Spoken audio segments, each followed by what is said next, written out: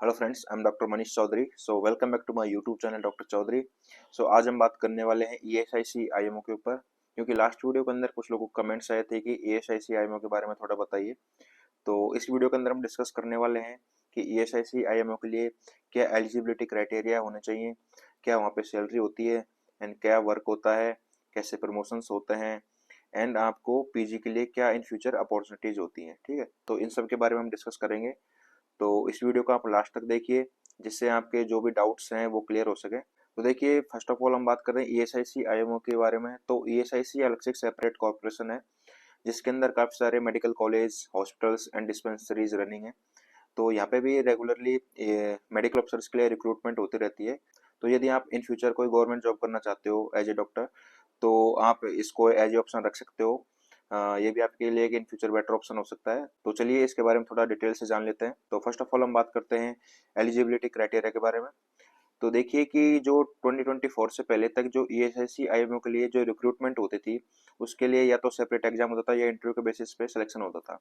But अभी last year जो 2024 के अंदर जो रिक्रूटमेंट हुआ है, उसमें क्या क्या है कि इन्होंने जो यूपीएससी सीएमएस के जो रिजर्व कैंडिडेट की लिस्ट थी 2022 एंड 2023 की, तो उन्हीं के बेसिस पे इन्होंने अपना एक मेरिट लिस्ट तैयार की एंड उन्हें सीधा इन्होंने जॉब ऑफर किया है।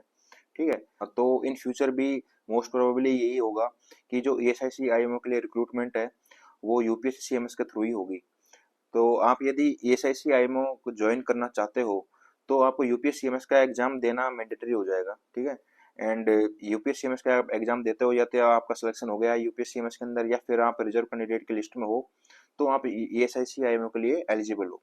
ठीक है, तो ये बात ध्यान रखना है आपको।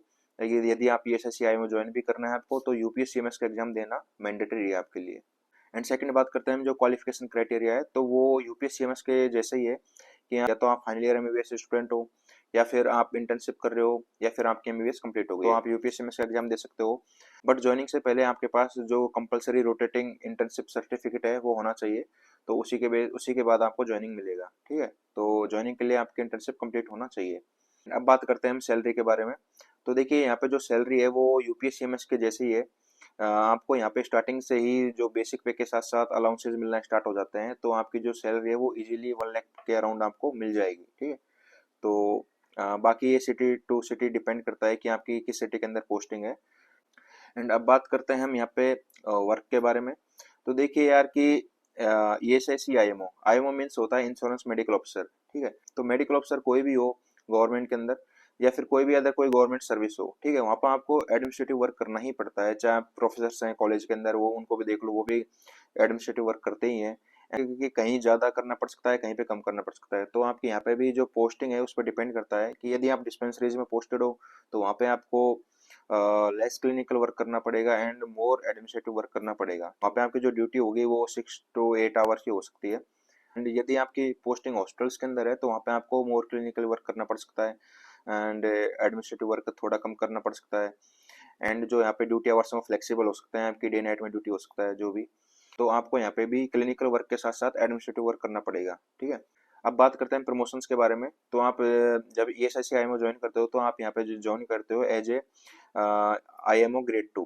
ठीक है, एंड 4 ईयर के बाद आप प्रमोट होते हो आईएमओ ग्रेड 1 के अंदर, एंड 5 ईयर के बाद आप सीएमओ बनते हो, देन एनएफएसजी, देन 5 ईयर के बाद आप एसएजी, देन 5 ईयर के बाद आप एचएजी।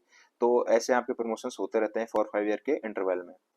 एंड अब बात करते हैं हम सबसे इंपॉर्टेंट पॉइंट के बारे में कि इन फ्यूचर पीजी के लिए क्या अपॉर्चुनिटीज होने वाली है ईएसआईसी आईएमओ के अंदर। ठीक है, तो देखिए यार, ईएसआईसी के अंदर ना ही कोई पीजी कोटा होता है, ना ही कोई स्पॉन्सर सीट रिजर्व है। ठीक है, तो ये बात आपको ध्यान रखना है।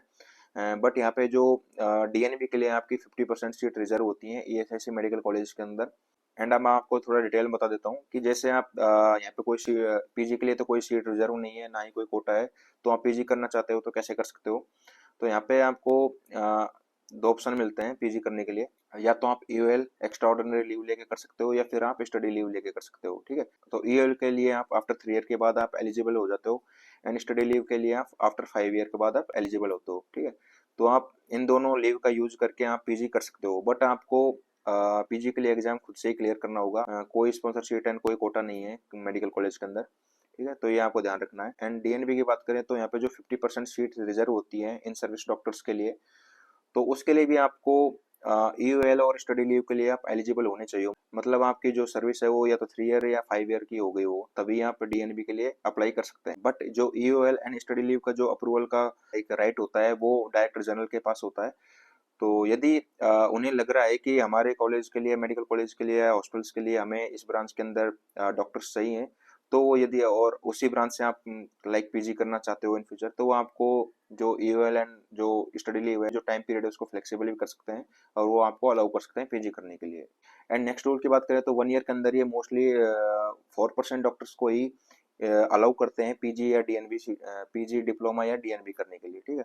उससे ज़्यादा नहीं करते हैं। बट जैसे कि मैंने आपको बताया कि ये डायरेक्टर जनरल पर डिपेंड करता है। बट जैसे कि आप ऐसी ब्रांच से पीजी करते हो या एसएस करते हो, लाइक जैसे ऑन इमरजेंसी मेडिसिन हो गया, ऑन्कोलॉजी हो गया, या फिर सीटीबीएस हो गया, न्यूरोलॉजी हो गया, ऐसे ब्रांचेस से, तो उनमें क्या होता है कि उनके हॉस्पिटल्स हैं, वहाँ पे ऐसे डॉक्टर्स की रिक्वायरमेंट है, ठीक है। तो वो आपको मोर देन 4% से ज़्यादा भी डॉक्टर्स को अलाउ कर सकते हैं, ठीक है। तो यहाँ पे यही है कि यदि आप पीजी या डीएनबी कुछ भी करना चाहते हो तो आप यूएल लेके या स्टडी लीव लेके कर सकते हो। एंड बॉन्ड की बात करें तो यार, अगर आप यूएल या स्टडी लीव यदि आप 2 ईयर का लेते हो तो आपको 3 ईयर की सर्विस देनी होती है। एंड यदि आप 3 ईयर की लीव लेते हो, चाहे यूएल या स्टडी लीव, तो आपको 5 ईयर की सर्विस देनी होगी, ठीक है। तो ये बॉन्ड के बारे में हो गया। एंड सैलरी के बारे में बात करें तो आपको वो जहाँ पीजी या कुछ भी डीएनबी अगर करते हो तो आपको गवर्नमेंट की तरफ से कोई सैलरी नहीं मिलती है। यहाँ पे आपको जो स्टाइपेंड मिलेगा कॉलेज की तरफ से वही मिलेगा, तो यहाँ को ध्यान रखना है। एंड ओवरऑल देखें तो यही है कि यहाँ पे पीजी के लिए कोई कोटा या स्पॉन्सरशिप नहीं है। बट यहाँ पे जो ई वाले स्टडी लीव का जो अप्रूवल का जो राइट है वो डायरेक्टर जनरल पर डिपेंड करता है। तो वो आपको कभी पहले भी दे सकते हैं अगर उन्हें ऐसे अच्छे मतलब उस ब्रांच के अंदर डॉक्टर्स की रिक्वायरमेंट है, या फिर आपको नहीं भी दे सकते अगर उनके पास पहले से है, फुलफिल है, तो आपको नहीं भी दे सकते अप्रूवल। तो ये उन पर डिपेंड करता है। बट इन फ्यूचर यूपीएससीएमएस के जो लाइक जो बेनिफिट है जैसे स्पॉन्सरशिप का, वो ईएसआईसीआईएमओ के अंदर भी मिल सकता है आपको, क्योंकि अभी जो ईएसआईसीआईएमओ की रिक्रूटमेंट है वो यूपीएससीएमएस के थ्रू हो रही है, ठीक है। तो चांसेस है कि स्पॉन्सरशिप का भी क्राइटेरिया ईएसआईसीआईएमओ के अंदर आए। तो अभी तो कुछ रूल नहीं है, बट इन फ्यूचर हम थोड़ा उम्मीद कर सकते हैं। तो ये है। तो ये सारी ईएसआईसीआईएमओ के ऊपर डिटेल्स हो गई। तो आप एज ए मेडिकल ऑफिसर या गवर्नमेंट जॉब की तरह आप यहाँ पे भी इसको एज ए ऑप्शन चूज कर सकते हो। So all the best.